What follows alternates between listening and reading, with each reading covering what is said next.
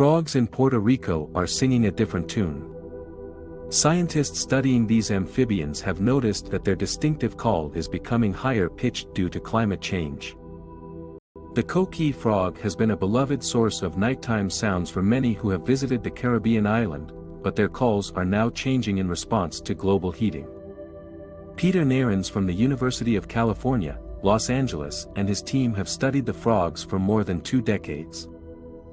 Their research centered on the slopes of El Yunque Mountain, where they noticed that the calls of the frogs changed according to their altitude. Coqui found near the base of the mountain produced short, high-pitched calls at a higher rate than those residing near the peak. Fast forward 20 years and Nairns and his colleague Sebastian Meendrink visited the mountain once more. When they compared their findings to the previous recordings, they noticed that every frog's call had risen in pitch. In order to capture the same call patterns they would have found in the past, they needed to record at a higher altitude than before. This is a cause for alarm, as the frogs are hustling up the mountain, trying to escape warmer temperatures at the bottom. If this trend continues, the coqui frogs may run out of mountaintop to relocate to.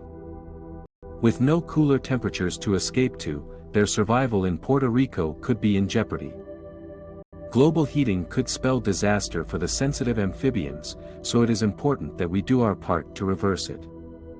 Whether you're cutting back on single-use plastics, switching to a more sustainable form of transportation, or just educating yourself and others on climate issues, any action taken can have a positive result in preserving the planet and the creatures that inhabit it.